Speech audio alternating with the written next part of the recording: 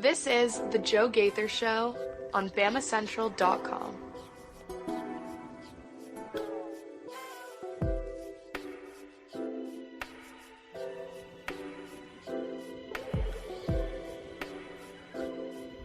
Good afternoon, Tuscaloosa, Internet World, West Alabama. How are you doing today on this Tuesday, May 28th? We're in the last week of May.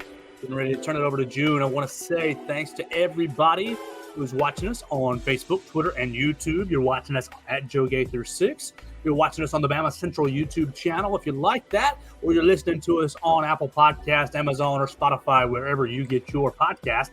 You can find the Joe Gaither Show. We're going to have our friend Joey Van Zummeren join us today from MizzouCentral. We'll talk about Missouri football in about 20, 25 minutes or so. Well, first, we got to do a little weekend recap. And to get started on a weekend recap, we want to say we hope that you all had a blessed Memorial Day, a good Memorial Day. Obviously, it's more of a somber holiday, and we want to thank those who have made the sacrifice for our country. I want to thank the families who are dealing or living with that sacrifice as well. And I hope you guys spent some time yesterday with your families and in remembrance of those men and women who have served this great country and laid down their lives for this country. All right, with that out of the way, it's just Tuesday, and we need to do some weekend recap, and it was a massive weekend for Alabama athletics. If you want to jump in on the comments, you can find us on Facebook, Twitter, and YouTube at Joe Gaither 6. We invite your comment, question, query, or complaint, whatever you want to talk about, but we're going to kick this bad boy off talking softball.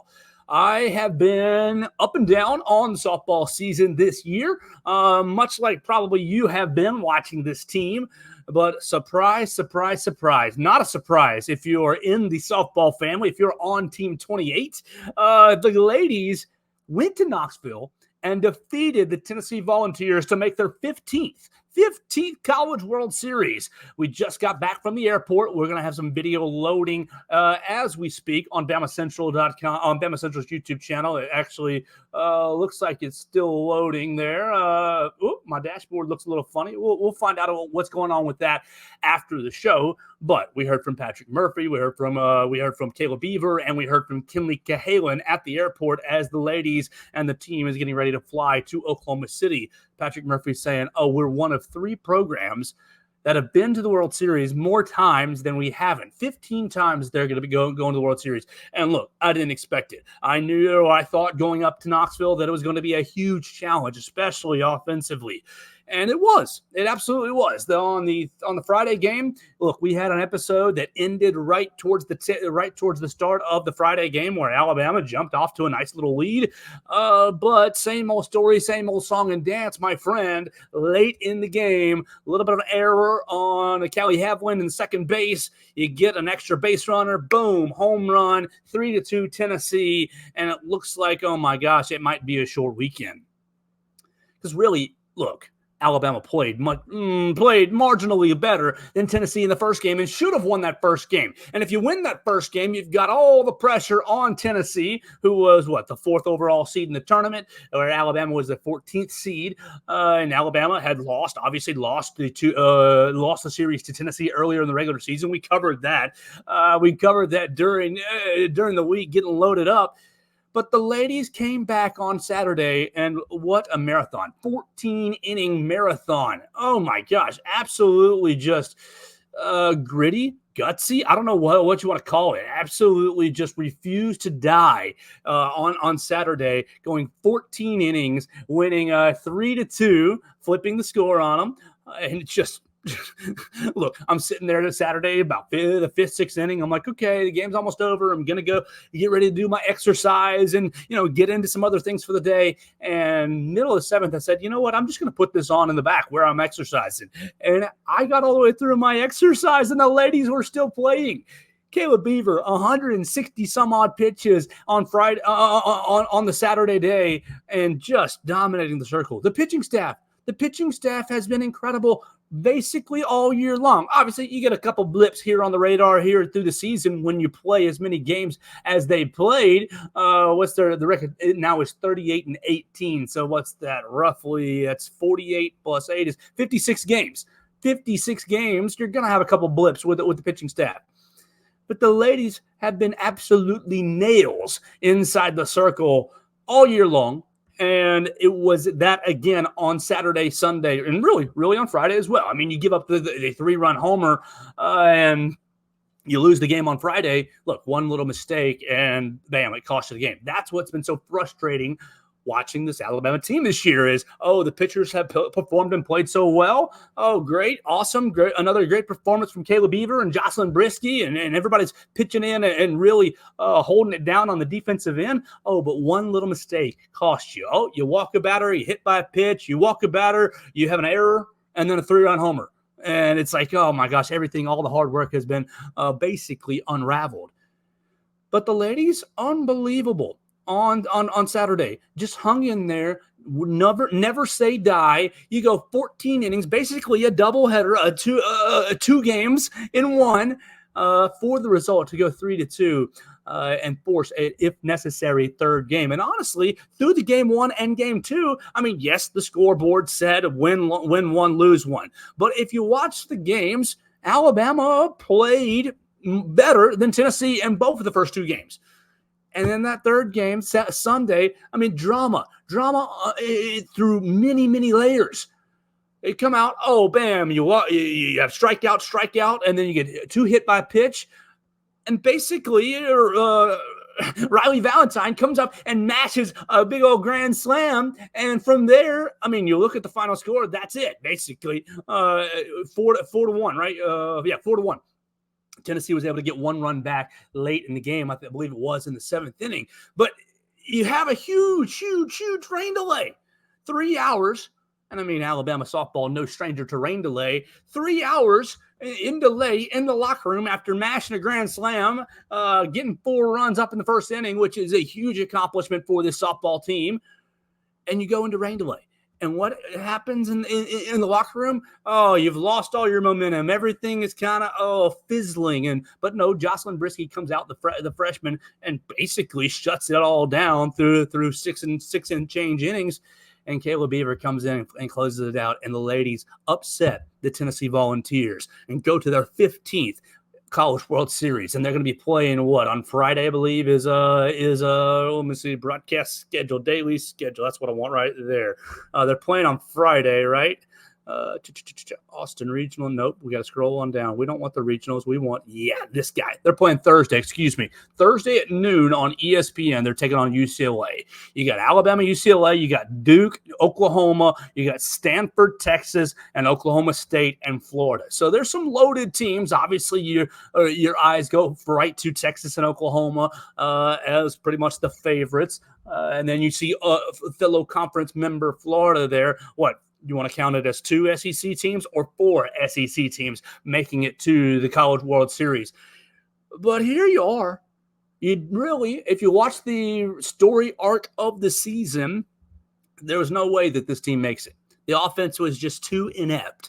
But over the last 2 weekends, I mean, you go back 3 weeks, Alabama's in the SEC tournament. They go 14 innings against the LSU Tigers and basically can't get anything going through the entire 14 innings. This team has really endured almost everything that you can endure.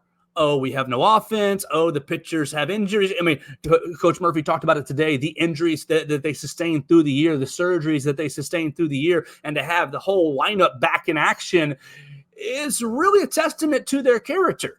And yes, I have been critical of the offense and critical of the approach, but that's not from a point of, oh, we hate these girls or, oh, these girls are no good. It's just a frustration point because the pitching staff in my limited knowledge of softball, the pitching staff has been national championship worthy. And what a statement to say the year after Montana Fouts graduates and moves on. You bring in Caleb Beaver, you have Jocelyn Brisky as a freshman, you got Jayla Torrance sitting right there as a utility girl. The pitching staff has really been national championship worthy. The offense was just completely inept. And for them to have the 14-inning game against LSU, be one and done in the SEC tournament, and then they get a favorable draw. A lot of it probably has to do with their earliest part of the season playing in the SEC. And, we heard it from Katie Wyndham when she joined us last that the mid-teens teams, 12 to 20 in the NCAA tournament, were all losing around Alabama as well. And so it fell very favorably for them to host that regional. All right, so they go 1-0 on that Friday, and you're like, oh my gosh, scraping by against, who was that, UC Upstate? A team that you should be smacking across the face. And then you go from there to having a huge offensive explosion on Sunday, 9 runs in that Sunday day to basically close out the regional. And it's like the lid has come off. Now, against Tennessee, the lid was not completely off, but the Tennessee pitching staff was also national championship worthy. You saw that this weekend. If you watched any of their series, they were painting the corners. They were really, really effective in the circle. And so to battle through that and get to Oklahoma City, look, all bets are off at this point. I'm not going to sit here and tell you or sit here and claim, Alabama's going to win the national championship this weekend. I might have said it or two in a time or two in group chats with some of my friends. But at this point, with the pitching staff that's been as consistent as they've been all season long, right? And the offense finding itself in clutch moments in the last 2 weekends, I wonder, Alabama's going to be a dangerous team to face this weekend in Oklahoma City. Now it's going to be double elimination format, just like the last couple of weekends have been. You got to lose twice, but I think, oh my gosh, all pressure is off you, Alabama. All the bets are off you, Alabama. And so you go out to Oklahoma City, and okay, you put Kayla Beaver in the circle. You got Jocelyn Brisky to back her up. You're going to give yourself a fighting chance on Thursday against UCLA, who eliminated Georgia in their super regional. UCLA, obviously a historic softball program, but so is Alabama. All bets are off at this point, and I think that this team really is positioned to. Well, they're going to go. I got a feeling in my gut that they're going to have a really good weekend. They're not going to go 2-0. They're not going to go 2-0. We'll say that. And when you thought about it maybe last weekend in Knoxville, I think there was a pretty decent chance of going 2-0, especially losing that first game. So be watching it on Thursday. Katie Wyndham is flying from Alabama to Oklahoma City today as well. So she's going to be covering all of it for us at Bama Central and BamaCentral.com. We will hopefully try to get caught up with her at some point tomorrow after her travel settles down to get a little preview of the entire College World Series. But I'm excited. I mean, I went from, oh my gosh, this season needs to end because they can't find a bat to save their life to, okay, roll the dice and see what happens. And I think that if you have been maybe out on Patrick Murphy over the last 3 years, look, we've talked about the struggles of the program. We have, and it's valid. The offensive struggles have been evident for 2.5, 3 years. It's valid. But the results, you've gone to the Women's College World Series in back-to-back seasons, basically willing yourself, pulling the teeth of the program to get to Oklahoma City. And you got to give Coach Murphy a lot of credit for pressing the right buttons at the right time. You think back to Saturday's game, you get Lauren Johnson in a pinch hit situation, and she's able to work her way around to third base, and Lauren Johnson scores the winning run in the 14th inning. Like, he has been a master at pressing the right buttons at the right time. And sure, has the consistency maybe fallen off a touch in the last 3 years in the regular season? Sure. I mean, it's undeniable. They were under 500 for the first time in SEC play under Murphy this year. It's undeniable. But do you really give a rat's rear end about what happens in the regular season if in the last week of the year, when college softball is all over your TV, Alabama is still sitting right there in the Women's College World Series? No, you don't care. I mean, maybe you do, but I don't, because at the end of the year, you've got 8 teams left. And boom, Alabama is once again one of them. And so you can talk about hot seed, and you would be wrong. You would be foolish. Maybe there's some approach tinkering that needs to happen still with the program. And I think that's a fair, maybe not criticism, but a fair comment. But at the end of the day, the bottom line results are that Patrick Murphy got two teams in the last two seasons to Oklahoma City that really overcame deficiencies at the right moments. Now, if they do go 2-out, come on, it's not that big of a deal. And if they go 2-out this week, I think everything that I just said still stands true. You went through, you got a nice little draw in regionals, but it's not easy. They were not supposed to beat Tennessee. That's a big upset. You only scored one run against the Vols in regular season play, right? You only scored the one run, and so it's not easy to go up there. And their pitching staff was incredible, and they are the best team in the SEC pretty much the entire season. And to go up there and end their season, oh my gosh, how sweet it is, and how really, I think, encouraging for the program. And they're going to go out there to Oklahoma City, and I think that they're going to have a good showing. I think there's some breaking. I wrote a story for Mechie, yada yada yada. Yes, please. I'm on my show. We're doing a little Bama Central communication. You're about to see a story about John Mechie winning the George Halas Award in the NFL. Hunter Deceiver is about to publish that on Bama Central and BamaCentral.com. Congratulations to you, John Mechie. We got to get a little. Blake Byler is actually publishing another story. Purdue basketball. Alabama and Purdue is locked in their home and home dates, and so you're about to see a story on BamaCentral.com from Blake Byler about the Alabama-Purdue games getting locked in home and home. Ooh, I'm excited about that. We'll talk about basketball in just a minute before we get to Joey Van Zimmeren. But first, you got to go back to the diamond again, not for softball, but for baseball. We went up to Hoover last week. Alabama was one and done, and it was a fine Tuesday. 1 week ago, I was sitting in the Hoover Met press box, and I absolutely love that place. You absolutely should go to the SEC baseball tournament if you like sports at all, or if you like a family-friendly environment. If you like it all, the SEC tournament was great. It was awesome. And congratulations to Tennessee for winning the SEC tournament. Tennessee drawing the number 1 overall seed in the NCAA tournament. But this is not a Tennessee show. This is an Alabama show with some of the other Walsh Writing Network programs mixed in as well. We'll mix in some of Missouri in just a minute.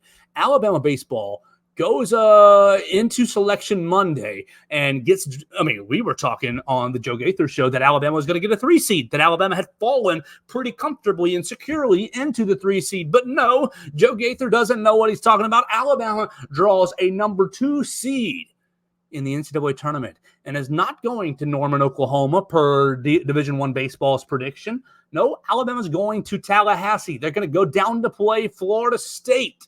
They're playing in the Florida State Regional, Alabama as the 2 seed against number 3 seed UCF, right? UCF, and number 4 seed Stetson.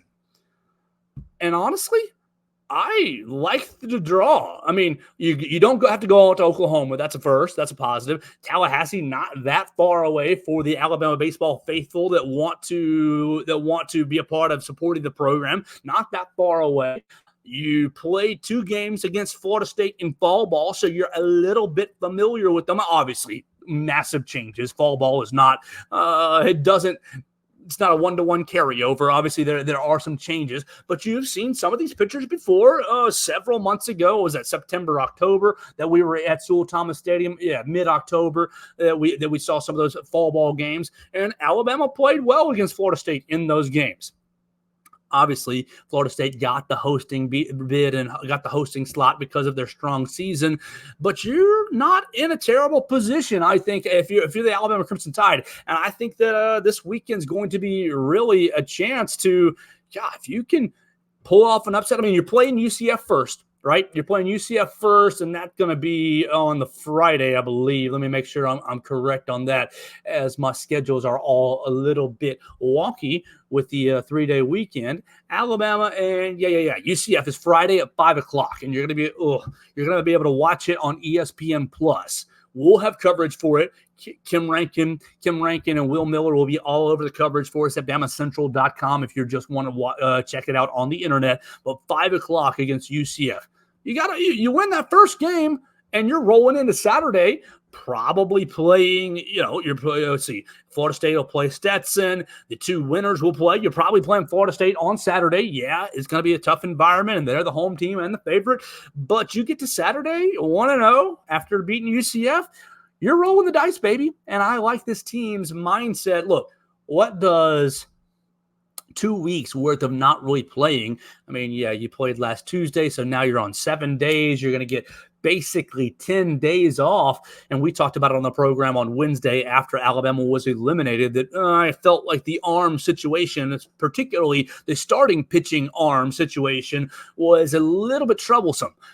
You saw Craig Ferrone play. He started the Tuesday game last Tuesday after pitching down in Auburn, 100-some odd pitches down in Auburn.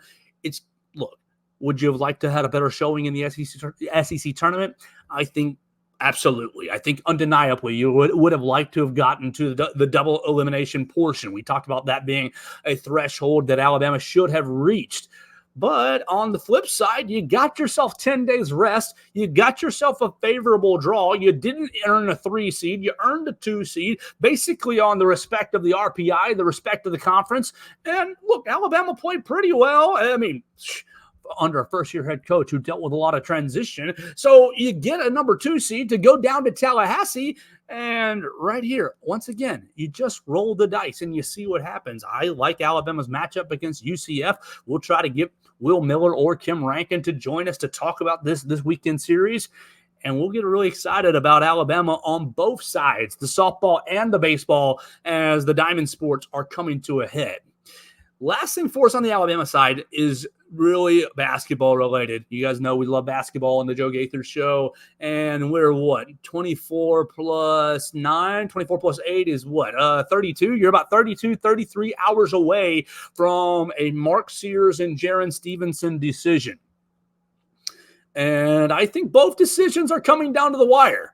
Honestly, we look at Kevin Sweeney, right? Kevin Sweeney. Yeah. We look at Kevin Sweeney, and he's all over the should I stay, should I go stuff for SI.com. You can find him at CBB_Central. He's a great follow, but basically says that Alabama, the interesting part to me, that Jaron Stevenson's decision is not as cut and dry as I think maybe I had assumed, or maybe a lot of us had assumed. It sounds like Jaron Stevenson's getting some pretty favorable feedback. He thinks it's a lot more than 50-50 than it was. I thought it was more like, okay, 80% he's going to come back. But Kevin Sweeney plugged into things. He's about 50-50 is what he tweeted today at 10:55. And then you look at Mark Sears, his comments. Mark Sears, highly consequential. Not sure he can get more than a 2-way contract. And Kevin Sweeney says he probably should go back to school. Now, look, that's music to your ears if you're following the Alabama Crimson Tide. I still think you're going to want to be on pins and needles. He's working out for the Milwaukee Bucks tomorrow. And we've seen a couple of mock drafts where he's slated right in there with Milwaukee. I think he might be a nice little backup option to Damian Lillard. But Kevin Sweeney's plugged in. A 2-way contract. You go Mark Sears on a 2-way contract. You don't have that guaranteed money. Now, that's up to the team to decide if they want to give you guaranteed money or not on a 2-way. I think Mark Sears' decision is very, very much still in the air with about 33 hours to go. So Blake Byler is covering all that for BamaCentral.com, and you're going to be able to see really as soon as Jaron Stevenson announces that he's staying in the draft or coming back to Alabama. And same thing for Mark Sears, whether he's staying in the draft or coming back to Alabama. That's going to be the biggest piece of news really probably this week outside of the on-field action out in Oklahoma and down in Tallahassee for the Alabama softball and baseball team, respectively. We're going to turn things over now to continue our expansion on the Walsh Writing Network with our friend Joey Van Zimmeren. You can follow him at JoeyVZ on the Twitter machine. He does all kinds of work, not only for MizzouCentral.com, but for those wretched Green Bay Packers as well. But we appreciate his expertise, and anytime you get to join him, it's Joey Van Zimmeren, part of the Walsh Writing Network right here on the Joe Gaither Show. Joey, man, what's been going on? It's been since the Combine. Yeah. How have you been? I've been doing good. I got home from Mizzou about 3 weeks ago, so working the summer job because have a busy summer plan ahead, and those trips to Mizzou games and Packer games won't be paying for themselves. What is the summer job? You want to reveal that or keep it close to that? Sure. It's at a sporting goods store, just cashier. So got to do what you got to do. Absolutely. We love a hardworking man, and we don't look down on any employment, whether you're listening to us out there on the streets doing construction or you're listening to us on a nice, cushy office job. We appreciate all your hard work and Joey Van Zimmeren getting down the workforce at a sporting goods store. Joey, man, what's been going on with your spring? We last left you at the combine, and Missouri had a pretty nice little draft, honestly. Yep. And then what we're going to do today is talk spring practice. But really, what has been how has your spring been going since the combine? Yeah, so right after I got back from the combine, Mizzou with spring football was already in full swing. So I became a busy spring manager and going to spring practice 2-3 times a week, and then managing that with classes too. And it was a great football season or spring season for Missouri. Obviously, you're going to get the cliches, you're going to get the coach speak at an all-time high from all of them. That's what they got to do. I love Eli. He does. With all respect to him, he does give the classic coach speak of we're better than we've ever been this spring. We've got a lot of hard-working, tough-nosed guys, but then he always makes it interesting, of course. But yeah, great spring for Missouri. Looks like they're going to have a great team, and looks like they're going to be able to continue the momentum. Then, of course, with the Diamond Sports Baseball, they had their first-year head coach, Garrett Jackson, just wrapping up their season. Not as great as they wanted it to be for sure, but it looks like they're heading into the right direction there. And then softball season just came to this end this Sunday in the Super Regionals against Duke, winning 2 extra innings in the third game of that series. Missouri fell there by 1 run. But yeah, great spring for Missouri sports and a great spring for me too. All right, so let's get into spring football with Missouri. We're starting to tease some, we want to do records, and we're not going to do record today because that's a different conversation. We had spring practice. Missouri lost a defensive coordinator.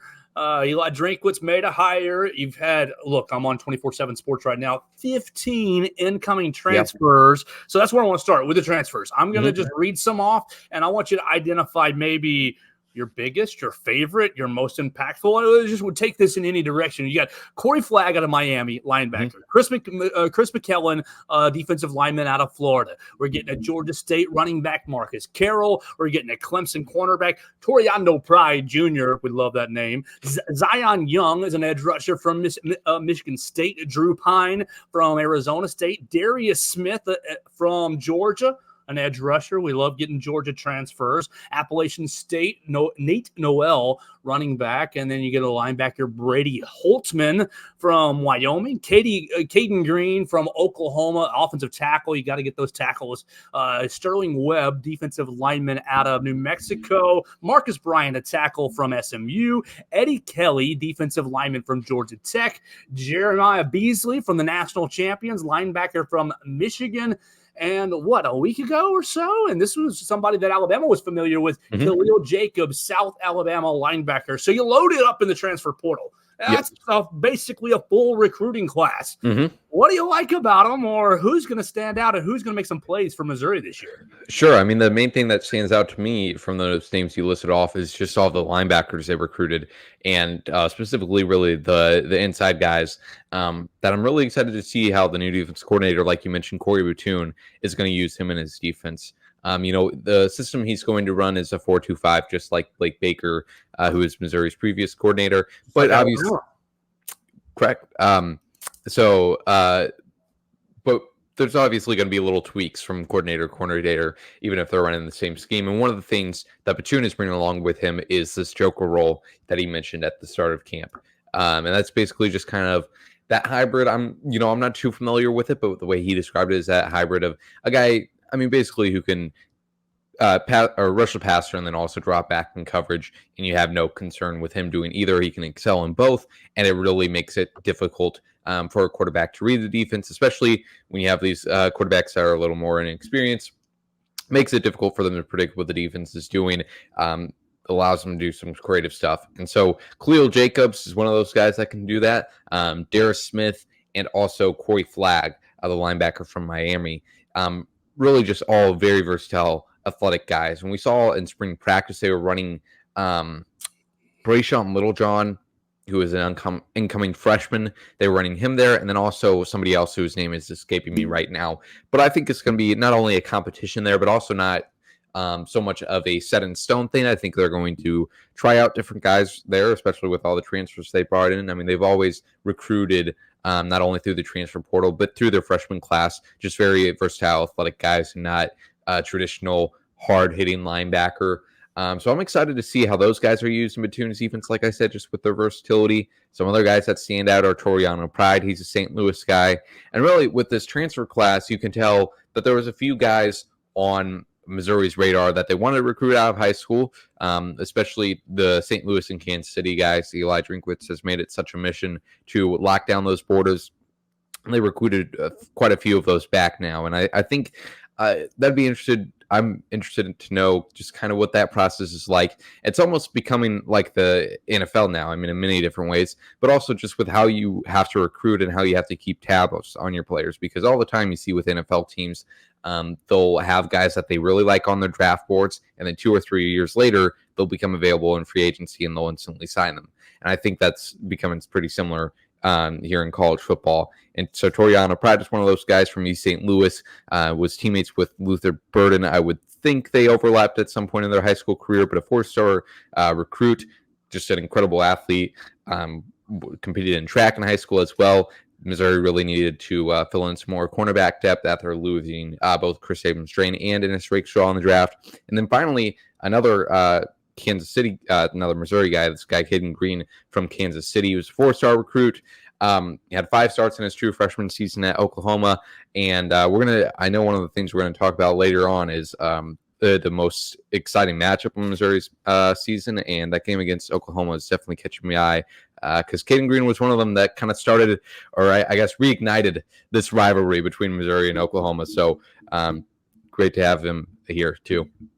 All right, so I'm not going to read all the names on the outgoing list because there's about 20 of them. And look, everybody who's gone, we're moving on from them. They're not part of the program. But if there's any one or two, I mean, I'm seeing a couple quarterbacks, I'm seeing a couple linebackers, the same sort of thing. I mean, just like with Alabama, just like with any college program right now, it's a revolving door around the transfer portal. Is there anybody that you think, oh my gosh, we're going to watch this guy in college football this year and wish he was still in a Missouri uniform?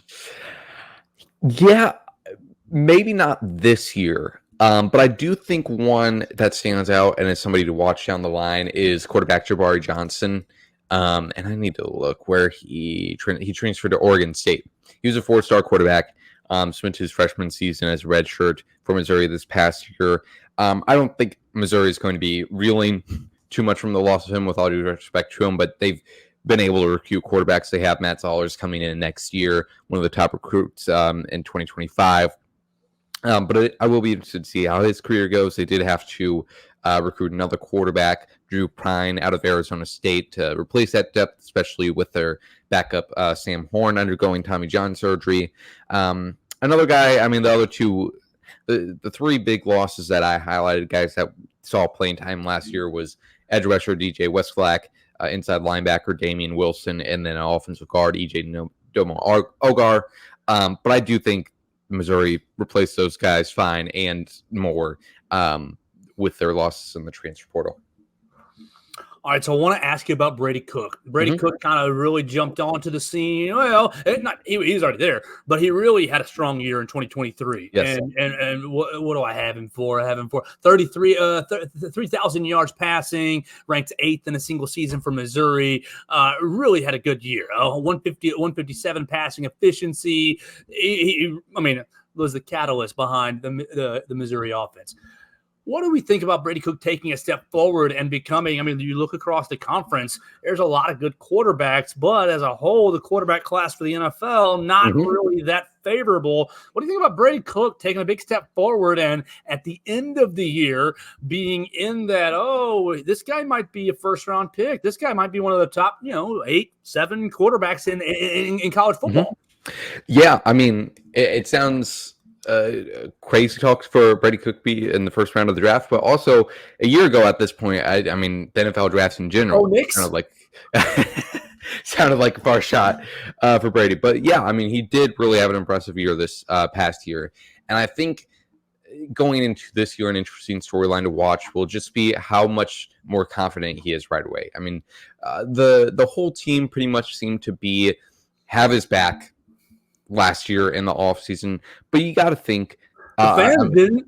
Exactly, and so the amount of confidence the starting quarterback. I will never forget his rant going at Eli Drinkowitz. Oh, it's such a shame you're booing the starting quarterback. He'd go out there and give it all for you guys. You're booing him. Yeah, I mean that was the thing I was going to bring up. Just the amount of confidence he's going to have for this full offseason now and going into this season. That game you mentioned in Kansas State. One of his best performances of this past season, and especially because it was I think it was kind of a full circle moment almost for him to have that incredible performance against Kansas State, because last year, the game in 2022 against Kansas State, they go to Manhattan and get whipped. I think it was 40-12 was the final score in that one. And then just a complete turn of the page, not only for Cook, but for Missouri football as a whole, to go out there and have a really tough win against Kansas State. That game against Kansas State in 2022 is also where Brady Cook suffered that elbow injury or shoulder injury somewhere on the arm. Took a rough sack early on in the game, and he played through that injury for the whole season. And I think that colored a lot of people's perception of him, because they didn't really know of that injury status of him, and he was playing through that. Full circle moment for him against Kansas State. And I think the main thing for him is going to be the confidence that he's going to have going into the season. More always helps to have more reps with your wide receivers, so he's going to have plenty of those banked up as well. And he can have full confidence going into the season that he is the guy, even though Drinkwitz did build up a quarterback competition up to week 2 of the 2023 season between Cook and Sam Horn. I don't know if that was all that much of a competition. Brady Cook got 30 passing attempts against South Dakota State. Sam Horn got 5, and Drinkwitz was pretty much decided after that. But again, the confidence he's going to have that, and excited to see how he does this upcoming season. All right, so you kind of hit on a couple of areas of spring practice. Then we're moving in the new defensive coordinator. We're kind of adjusting the defense just a little bit, the 4-2-5. You guys up there in Missouri, what was the kind of vibe or feel, or this is the big story, this is the 2 big stories from spring practice that we're taking away from spring practice? Yeah, the defense was a big thing, obviously. The one thing I really came away with was how exciting this wide receiver room is. Not only with the guys at the top, Luther Bird and Theo Weiss, obviously, but then also, Mookie Cooper is another veteran in that group, but also the young guys that they got coming along here, and only this incoming freshman class, we didn't see either of them at spring practice. They weren't there yet, but Courtney Crutchfield and James Madison, both 4-star recruits coming in there. And then also Joshua Manning, who I believe is going into his sophomore year here. He was the MVP, the offensive MVP in that spring game. So they are really building some exciting depth there. And I think more than anything, it's just the versatility of the way they can attack with that wide receiver room. You have Burden, who is just an incredible guy after the catch, incredible route runner. And it seems like he's even improving in that aspect. Jacob Peeler, the wide receivers coach, I asked him about in the spring, just has Luther even reached his ceiling of how much he can do after the catch specifically and in the slot? And the answer was yes. And basically, I believe the answer he gave me was basically just about his route running, knowing his stopping points, so that, in college, a lot of time with the incredible athleticism he has, he can win so many times just with that. But if he can really refine his route running, he could become even better. Weiss, obviously a deep threat, a guy that can get a lot of 50-50 balls.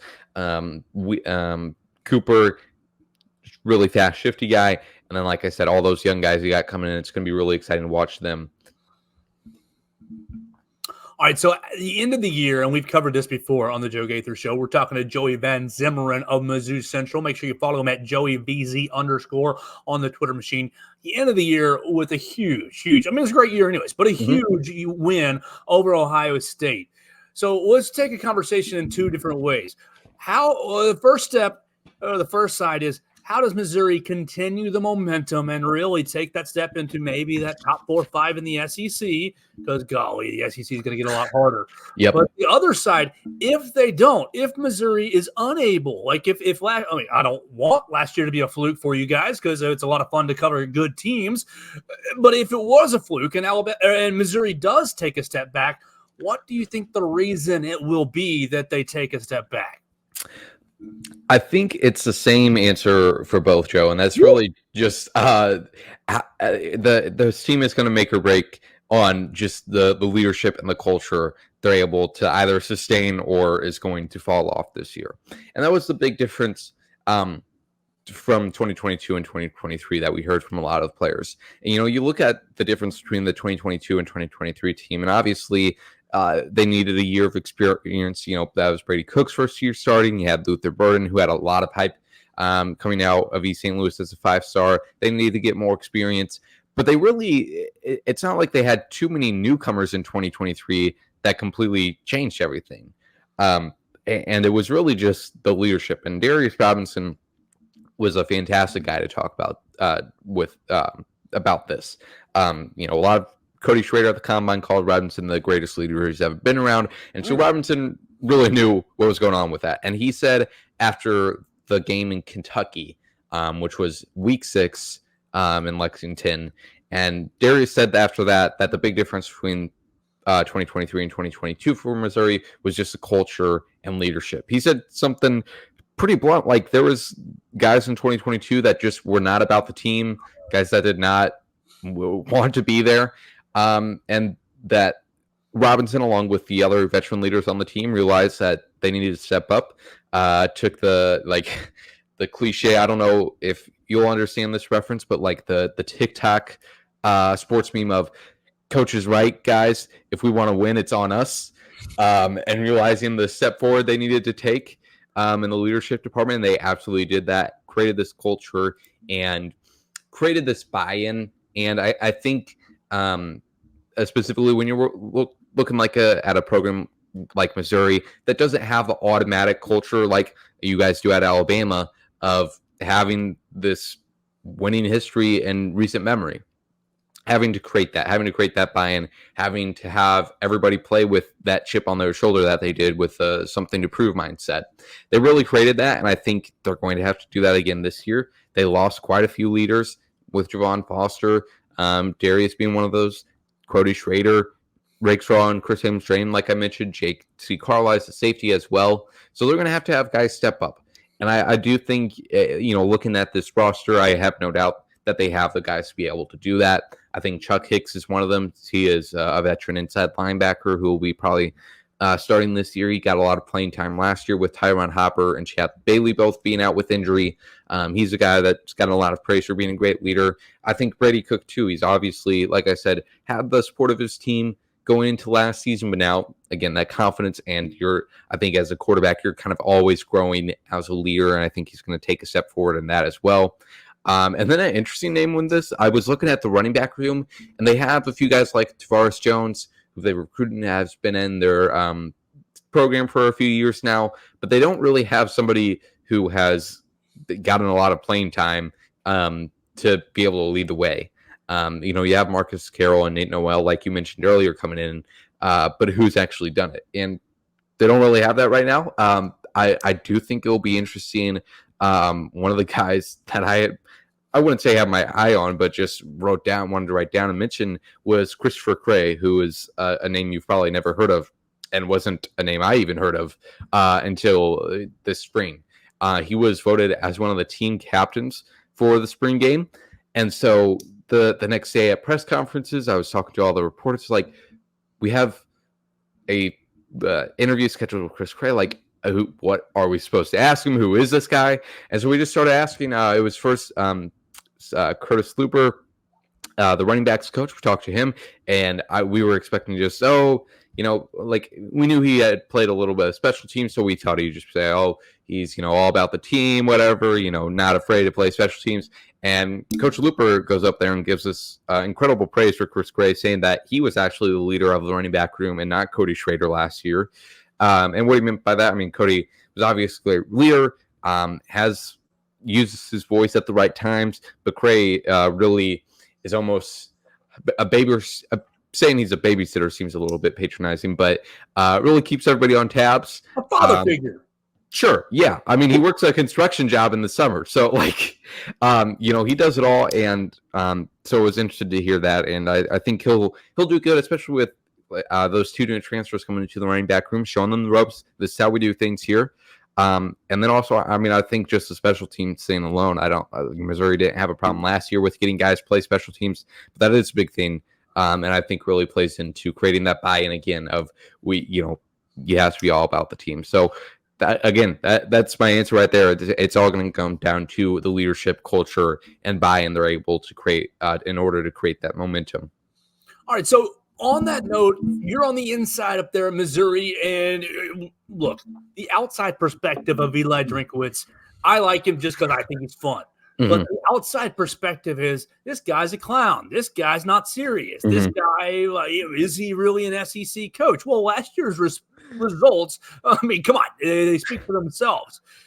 So you talk about the culture, you talk about the buy-in. Sometimes maybe the messaging gets a little worn out in certain situations. I'm not saying that's happened at Missouri or will happen at Missouri. You tell us, what is Eli like? And do you think that maybe his messaging, and I mean, some of it's a little corny, but I think the connection with his players is really, really strong. Do you worry about, maybe he's not as serious, or maybe he's too much of a buddy with the friend? Educate us from the outside perspective about who Eli Drinkwitz really is. Yeah, I wrote a piece about this right after the Cotton Bowl, really on just Drinkwitz and specifically the changes he made from 2022 to 2023. And the main focus of that was handing up the play calling duties, but also just on his personality and his ability to connect with the players, which is a big thing. And one of the things I focus on there, and I really find coaches fascinating to analyze, really. And the main thing or not the main thing, but one of the things I focused on was just his personality and how that kind of affects him as a coach. And that's kind of one of my favorite things to look at with coaches. One of my favorite projects ever is the Play Callers podcast by Jordan Rodriguez that focused on Sean McVay, Matt LaFleur, Kyle Shanahan, Mike McDaniel, that whole coaching tree, and on how she interviewed all of them, interviewed a bunch of sources close to them too, really wanting to get to know the people first. And that also is so intertwined with how they coach, how they connect with their players, but also like literally their play calling. And it's really fun to watch that. And that was the thing with Drinkwitz. I don't know if I could make a connection from his personality to his play calling. Well, he's creative. I think he's a creative offensive mind. Most definitely. And I guess he did give a play calling this year, so it would be Kirby Moore's personality. And Kirby Moore, he calls a lot of explosive plays. He's not a very explosive person, with all due respect to him. But yeah, I do think the most important thing is being yourself. That goes for any leader, I think. And I think guys can really see that in Coach Drinkwitz. And I think, not only seeing and appreciating his genuineness, but also realizing that they kind of have to take that on with themselves, that they need to be their own individual person in the locker room and really be their authentic self. And that goes a long way. And I do think, it does, with the messaging he does online and with, just kind of the corny persona he has. I think that's one side of it. And that's mainly what we see too. But I think behind closed doors, it just seems like he does, he can have fun like that, but also has the ability to really talk to these guys. And with that genuineness can really show also that he cares about them as people. That goes a long way in recruiting, obviously. And so as far as having concerns that'll, at some point wear out, or some guys will eventually not start buying in, I wouldn't say so. I mean, he's definitely not Nick Saban, doesn't have that, straight-faced personality. But I definitely think, like I said, having that genuineness really leads to authentic connection, and guys appreciate that. All right, so it's going to be a huge season for Missouri because you want to follow up the great Cotton Bowl win and really a 10-11 win season last year with another good season. But you bring in Texas and Oklahoma into the conference. No more divisions. You don't get to play your Vanderbilt, South Carolina, Kentucky's of the world. Let's flip to the schedule real quick. Yeah, Vanderbilt is on the schedule, but I don't see Kentucky. Sorry, I don't see some of these other SEC Eastern teams. Florida's not on there this year. But it looks like an easy ramp up. You go through Murray State, Buffalo, Boston College, Vanderbilt, and then you're off. We don't want to do a game-by-game prediction yet. We'll do that the next time you're on. Tell me about the games. You already hit the Oklahoma game, but if you want to expound on it, please do. And hopefully we will see you here in Tuscaloosa on October 26th. What are some of these milestone or big games this year that you're like, ooh, that's going to be really intriguing, or ooh, Missouri's going to be on national TV for this game, or ooh, we'll have the eyes of the nation right here on this matchup? Yeah, I think that 2-game stretch of Alabama and Tuscaloosa and then Oklahoma and Columbia are very exciting. They have a bye week in between there. But that, is the one game a lot of fans wanted College Game Day to come to Columbia last year when they were playing LSU in week 6. That didn't end up happening because LSU didn't come to their end of the bargain. But yeah, the Oklahoma one, I think, is going to be a massive game for Missouri, not only for just the spectacle of it all, Oklahoma reigniting this rivalry and all of that, but also just what it's going to mean for the postseason potentially. It's week 10, right? So they have their bye right before that. After they play Oklahoma, they play South Carolina, Mississippi State, and Arkansas. Certainly not the toughest stretch of SEC opponents right there. So that's definitely the biggest game I have circled right now. Again, like I said, the spectacle of it all, having that rivalry that's already been brewing on social media. I'm very excited for that one. I have a wedding to go to the night before. So if College Game Day is there, I might be, the wedding is in St. Louis. So I might be pulling all-nighter if College Game Day makes an appearance and try to get a nap in during the 12 o'clock slate of college games. Well, it's going to be a lot of fun next year. Are there college football playoff expectations surrounding the Missouri program? Top 12, we want to get in the first 12-team playoff. Is that an expectation? And will there be a big disappointment if they're just on the outside, or is there going to be some grace? Yeah, I think if it's a situation like it was in 2023 where, they beat one of Georgia or LSU and they're a lot closer. I think, if they seal the deal against Georgia, then they're probably playing in the SEC title game. And they were really close in that Georgia game. Yep. I think if that happens again this year, there's going to be quite a bit of disappointment. But I would say there definitely is the expectation for them to make the 12-team playoff, be a top contender in the SEC. A few weeks ago at a event in St. Louis, Eli had a press conference, and he I forget exactly how he went, but he was talking about this upcoming season, and he originally was going to say something like, we want to bring SEC championships home, and he cut himself off there. Like he said, bring S, and then he said national championships home. That 12-team playoff, they talked about it a few times on the screen. That's the goal, and anything short of that, I don't know about the fan base, but anything short of that for the coaching staff will be seen as a disappointment.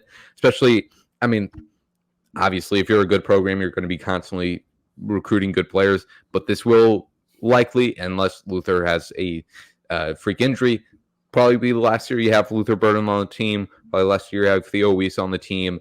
Last year of that Brady Cook, Luther connection. So this will be a big moment for them. Big season, and really, having to prove, like you mentioned earlier, Joe, that the 2023 was not a fluke season. All right, so last thing for you with Joey Van Zimmeren of MizzouCentral. Make sure you're reading him at MizzouCentral.com or following him at JoeyVZ_. We had 5 first-team All-SEC candidates. You've already hit on Luther Burden, and we're going to lock him in like he's going to be another first-team All-SEC guy. Yeah. One of them, Cody Schrader. I'm just reading Cody Schrader, Luther Burden, Javon Foster, Darius Robinson's gone, Chris Abrams-Drain is gone. Outside of Luther Burden, Who do you think are going to be, okay, these couple of guys might be best in the conference? It might be tough for Brady Cook to get over the Carson Beck hump, or maybe the Jalen Milroe hump. We'll see. Who's going to be joining Luther Burton as, these guys are first-team All-SEC players? So two guys that I wanted to highlight is first Armand Mimbu, who's the right tackle. Kind of flew under the radar last year just with, Javon Foster also on that offensive line, but really a great player for Missouri. And then also, this might be a year premature, but I think tight end Brett Norfleet, he was part of the All-SEC freshman team last year.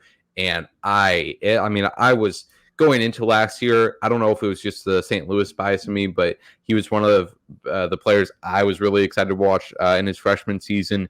And, he started off kind of slow, but then he had a great reception in that LSU game. There's like a 30-yard pass down the right sideline that he just arched over a defender to catch. And I need to look up, I believe he's just insane measurables, and I want to make sure I have this right because he's so great. I love tight ends. Yes, and he is truly a picture-perfect tight end for tight end lovers like you and me, Joe, because not only is he an incredible receiver, but he is also one of the best blocking tight ends I've ever seen. I mean, this dude will, if you look at his high school tape where he's playing with much smaller, not SEC guys, he is just throwing dudes off of him like Reggie White did to Chris Carter. And just the other way around with Norfleet on offense, 6'7", 235. I had economics class with this guy too. So there's one day when he sat in front of me and it just you couldn't see the whiteboard? Yes, exactly. Just massive guy. So, like I said, might be a year or two premature, but you could really see him last year getting into groove and establishing connection with Brady Cook. So those would be the three that I would really highlight. On defense, it's just such a question mark because they're losing a lot of their top contributors and not knowing exactly how it's just going to be used in Corey Batoon's system. I guess Toriano Pride would be the main name that I throw out there. It's Joey Van Zimmeren joining us from MizzouCentral.com. Please make sure you follow him at JoeyVZ_ for not only Missouri coverage, but for Green Bay Packers coverage as well. Keep your friends close, but your enemies closer. I appreciate you so much, Joey. I hope you have a great rest of your week, and we'll talk to you again soon. Thank you, Joe. You too. Yes, sir. That's Joey Van Zimmeren joining us. I appreciate it every time he can give us some expertise. We're expanding our coverage on the Walsh Writing Network right here on the Joe Gaither Show, diving into Missouri, some Mississippi State, some NBA with the Spurs, some Major League Baseball with the Kansas City Royals, and we'll keep expanding as Chris Walsh expands his own network. We appreciate everybody who's joined us today on Facebook, Twitter, or YouTube. You joined us at Joe Gaither 6, or you joined us on the Bama Central YouTube channel. Make sure you subscribe, rate, and review to the Bama Central YouTube channel. You can see great videos like the Alabama softball team getting ready to go to Oklahoma City. It's already up on our page, and you can see all kinds of behind-the-scenes coverage on the Bama Central YouTube channel. I'll be back with another episode tomorrow. It's going to be, oh my gosh, a huge day for Alabama basketball tomorrow. We're going to be biting our fingernails. Is Jaron Stevenson? Is Mark Sears? Are they staying in the draft, or are they coming back to Alabama? We'll be all over it tomorrow right here on the Joe Gaither Show on Bama Central and BamaCentral.com. Thanks for joining us on today's edition of the Joe Gaither Show on Bama Central. Keep up with Joe on all his social media pages at Joe Gaither 6. Subscribe, rate, and review the show on Spotify and Apple Podcasts, and be sure to read us daily at BamaCentral.com.